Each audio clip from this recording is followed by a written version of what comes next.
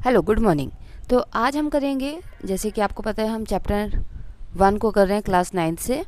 तो आज एक्सरसाइज 1.9 होगी और ये जो मैं यहाँ पे आपको दिखा रही हूँ ये है आपके लॉस ऑफ एक्सपोनेंट। ये क्या है? आपके लॉस ऑफ एक्सपोनेंट। आपकी जो नेक्स्ट एक्सरसाइज है वो पूरी लॉस ऑफ एक्सपोनेंट्स पे ही डिपेंड है। और ये आप जो लॉस हैं ये ऑलरेडी आप 6th में थोड़े से पढ़े हुए हैं, फिर 7th 8th में मतलब कंप्लीट किया है। इन शॉर्ट आप मतलब अभी तक 6th 7th 8th में इनको पढ़ चुके हो। तो ये आपको रिवाइज़ करना है और रिवाइज़ करने के बाद फिर आपको इनको क्वेश्चंस को सॉल्व करना है। मतलब ये कुछ नया नहीं है आपके पास। हाँ, क्वेश्चंस थोड़े से अलग हो सकते हैं, बट लॉस ऑफ एक्सपोनेंट आपके पास कोई नई चीज़ नहीं है। तो इनको रिवाइज़ कीजिए और उसके बाद ये क्वेश्चंस हम सॉल्व करते हैं। तो आपके लॉस ऑफ एक्सपोनेंट जो है वो ये हैं। और अगर यहाँ से आपको ना मिले इन केस, तो बुक के एंड में, ठीक है, बुक के एंड में यहाँ पर आप देख सकते हैं जो समरी होती, समरी में आपके पास लास्ट में ये दिए हुए, तो आप यहाँ पे भी चेक कर सकते हैं, ठीक है। तो ये हो गया। अब हमें क्या करना है? हमें करना है exercise 1.5 by using the loss of exponent. और मैं आपको without loss of exponent and loss of exponent दोनों बता दूंगी, क्योंकि बाई चांस मतलब जहाँ पे बिना यूज़ किए हो सकता होगा वो बता दूंगी और यूज़ के साथ भी बता दूंगी, क्योंकि हमें नहीं पता है कि एग्ज़ाम में वो क्या बोल दे कि कैसे सॉल्व करना है। वो अगर वहाँ पे लिख देंगे, स्पेसिफाई कर देंगे solve the following by using the loss of exponent, तो फिर आपको यूज़ करना पड़ेगा। तो मैं आपको दोनों तरीके से बताऊँगी, ठीक है। सो ये आपके एक्सरसाइज 1.5 है। हम ये सारे क्वेश्चंस जो हैं इनको आज अभी सॉल्व करेंगे। तो अपनी टेक्स्ट बुक अपने पास रखें, अपनी रफ नोटबुक अपने पास रखें and start solving exercise 1.5। Question number 1 first है आपके पास 64 रेज़ टू पावर 1/2, ठीक है। अब 64 रेज़ टू पावर 1/2, पावर 1/2 का मतलब क्या होता है कि उस नंबर का आपको स्क्वायर रूट लेना है। उस नंबर का क्या करना है? आपको स्क्वायर रूट लेना है। एंड स्क्वायर रूट लेने के लिए हम क्या करते हैं? 2 की पेयरिंग बनाते हैं। तो 64 क्या हो जाएगा? 2 2 2 जा 4 4 2 जा 8 8 2 जा 16 16 2 जा 32 32 जा 64। यहाँ पे आप 2 की पेयरिंग करो, कितने 2 बाहर आएंगे? 2 इंटू 2 इंटू 2, मतलब इन दोनों में से एक ही बाहर आएगा, इन दोनों में से एक, इन दोनों में से एक। स्क्वायर रूट आपको आता होगा लेना, ठीक है, क्योंकि आपने इसको ऑलरेडी पढ़ा हुआ है। तो आंसर आपका क्या हुआ? 8। ये क्या है? सिंपल विदाउट यूजिंग एक्सपोनेंट लो, हमने इसको सॉल्व कर दिया। अगर वो कहते हैं नहीं एक्सपोनेंट लो ही यूज़ करो और फिर सॉल्व करो, उस केस में हम क्या करेंगे? 64 को ये फिर हम छोड़ देंगे। 64 को हम क्या लिखेंगे? 8 स्क्वायर पावर 1/2, ठीक है। एंड देन 8, जब पावर के ऊपर पावर क्या होता है तो वो आपस में मल्टीप्लाई हो जाती है, ठीक है। पावर के ऊपर पावर होता है तो क्या होता है? आपस में मल्टीप्लाई होती है। तो 2 इंटू 1/2, 2 से 2 cancel, 8 to power 1 is equal to 8। अब एक क्वेश्चन ये भी आ सकता है कि ये तो छोटा सा क्वेश्चन है, हमें पता है कि वो 8 का 64 जो 8 का स्क्वायर होता है, तो हमने 8 रेज़ टू पावर 2 लिख दिया। अगर इन केस नहीं पता हो तो क्या करेंगे? इन दैट केस आप सिंपली 64 का प्राइम फैक्टराइजेशन लो, ठीक है।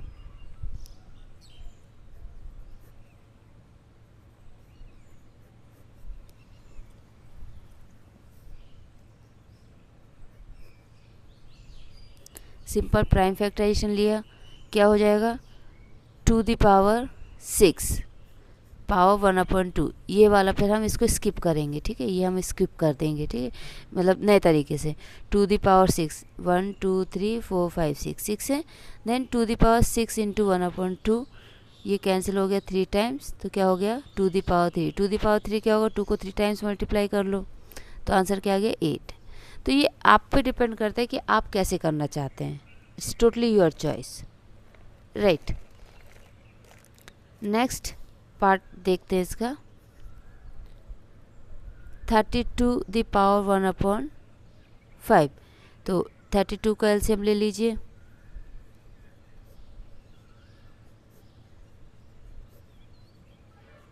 इनकेस अगर आपको एलसीएम लेना नहीं आता है तो आप मेरी क्लास 5th की प्राची एक्सलेंस इन मैथमेटिक्स की बहुत सारी वीडियोस हैं, उसमें कहीं ना कहीं मैंने एलसीएम एचसीएफ आपको बताया है, प्रॉपर बताया एकदम स्टार्टिंग से कि कैसे नंबर्स लो, फिर कॉमन लो, फिर कैसे प्रॉपर उसमें वहाँ पर है, आप उसको भी देख सकते हैं।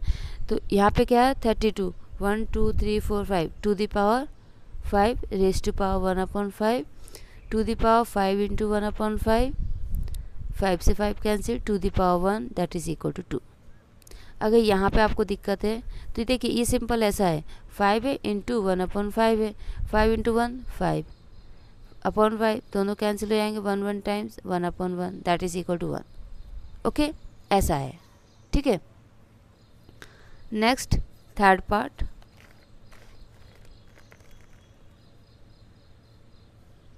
One 25 to power 1/3। अगेन यहाँ पे आप 125 का क्या करेंगे, एलसीएम लेंगे तो आएगा 5 to power 3 whole power 1/3, 5 to power 3 into 1/3, 3 से 3 cancel, 5 to power 1 that is equal to 5। ये आपका हो गया क्वेश्चन नंबर 1। अब हम करेंगे क्वेश्चन नंबर 2।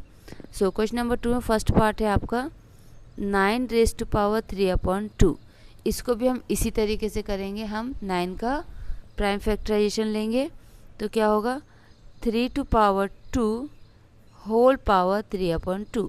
ठीक है, पावर टू पावर है, ठीक, हम मल्टीप्लाई करेंगे जैसे हमने अभी तक किया है। So 3 to power 2 multiplied by 3/2, 2 से 2 cancel, 3 to power 3, 3 to power 3 मतलब 3 को 3 टाइम्स मल्टीप्लाई करो, क्या आएगा 3 into 3 into 3 that is equal to 3 3 9 9 3 27 27। Clear?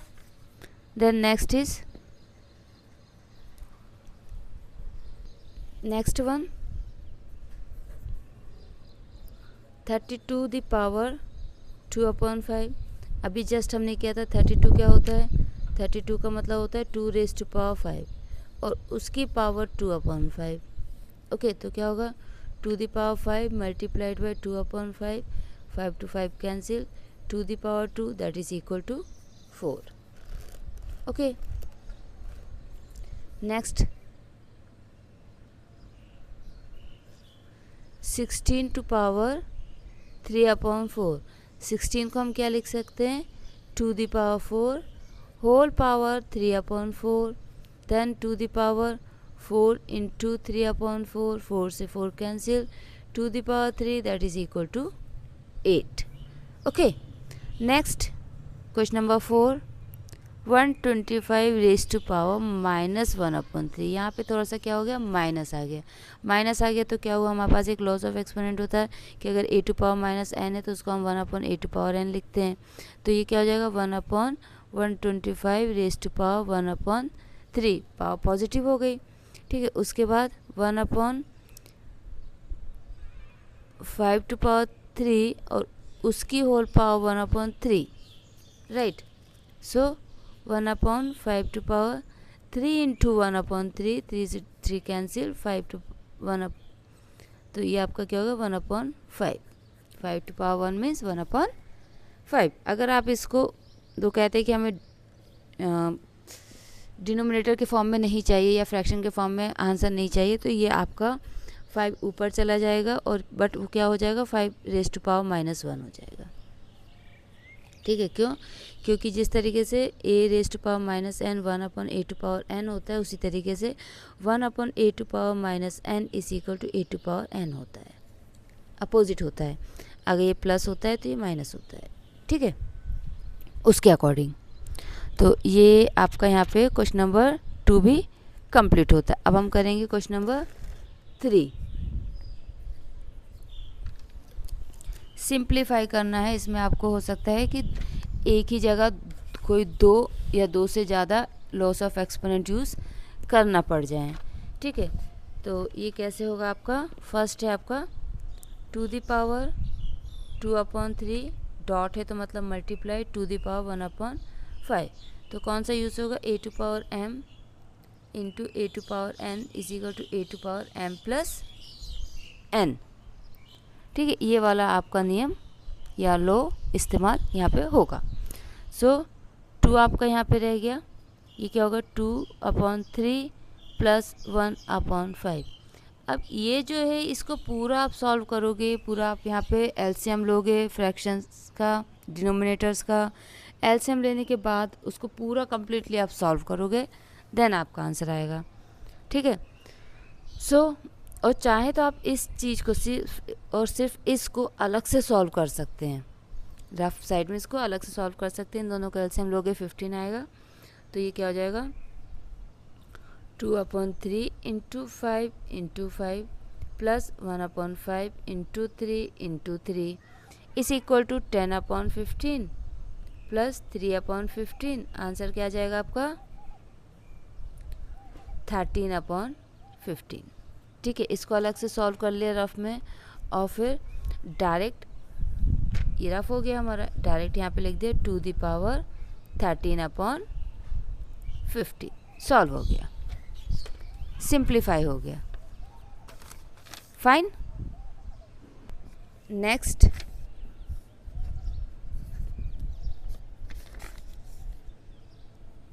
1/3 and whole power 7। तो ये क्या होगा 1/3 इंटू 7।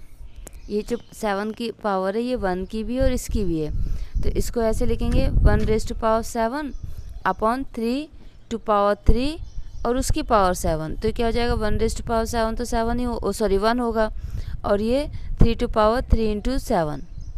ठीक है, तो ये इस चीज़ को आप चाहे तो डायरेक्टली भी लिख सकते हैं। ठीक है, क्योंकि बहुत ज़्यादा डायरेक्ट नहीं है, और चाहे तो इस तरीके से लिखने के बाद फिर आप यहाँ पे इस स्टेप पे आ सकते हैं। तो आपका आंसर क्या होगा 1/3 अगेन अगर उनको डिनोमिनेटर में नहीं चाहिए तो 3 ओके। नाउ नेक्स्ट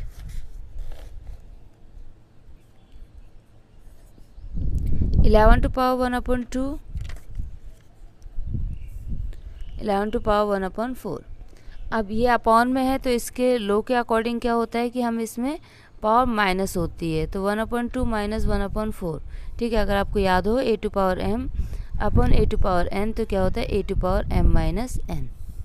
ठीक है, तो यहाँ पे भी आप चाहें तो 1/2 माइनस 1/4 को सेपरेटली सॉल्व करके वो डायरेक्टली इधर लिख सकते हैं। एलसीएम इसमें 2 आएगा तो क्या होगा 1/2 इंटू 2 माइनस एलसीएम 4 आएगा। ठीक है, तो ये क्या होगा 2/4 minus 1/4 then 2 minus 1/4 so directly 1/4।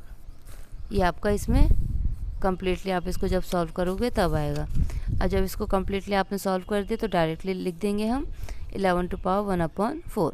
थोड़ा बहुत आप यहाँ पे दिखा सकते हो स्टेप्स कि हाँ मैंने 11 पहले इसको एलसीएम लिया तो 2 माइनस 1/4 आएगा, उसके बाद 11^1/4 आएगा। थोड़ा सा आप यहाँ से 1-2 स्टेप्स यहाँ पे दिखा सकते हो। ठीक है, नहीं तो बहुत शॉर्ट हो जाएगा। या फिर आप रफ काम ऐसे करो जो भी आप कर रहे हो साइड में कि वो क्लियरली टीचर को दिखे, समझ में आए। ओके, सो नेक्स्ट इज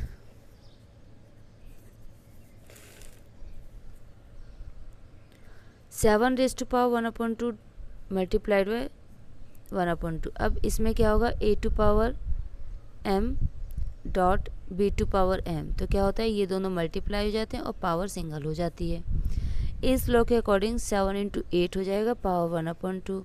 7 8 से कितना होता है 8 5 40 48 56, सो 56^1/2 ये आपका आंसर होगा। ठीक है, तो यहाँ पे ये एक्सरसाइज आपकी कंप्लीट होती है। नेक्स्ट वीडियो में हम चैप्टर 2 को स्टार्ट करेंगे एंड अभी इसके 2 क्वेश्चंस रह गए जो हमें कंपास के थ्रू और डिवाइडर के थ्रू, पेंसिल स्केल इन सब के थ्रू मतलब हेल्प से बनाना है, तो उसको जल्दी कंप्लीट करेंगे। ठीक है, बट जितना करवाती जा रही हूँ उतना आप पढ़ते जाओ। कई बच्चों के एग्ज़ाम्स हो चुके होंगे, कई बच्चों के एग्ज़ाम्स PA1 PT1 जो भी है, ठीक है, जिस भी नाम से आपके स्कूल में होता हो, जो फर्स्ट पेपर होता है 20 मार्क्स 40 मार्क्स 50 मार्क्स, अलग अलग स्कूल्स में अलग अलग मार्क्स के होते हैं, तो उसकी तैयारी करो आप। ठीक है, बाय, थैंक यू।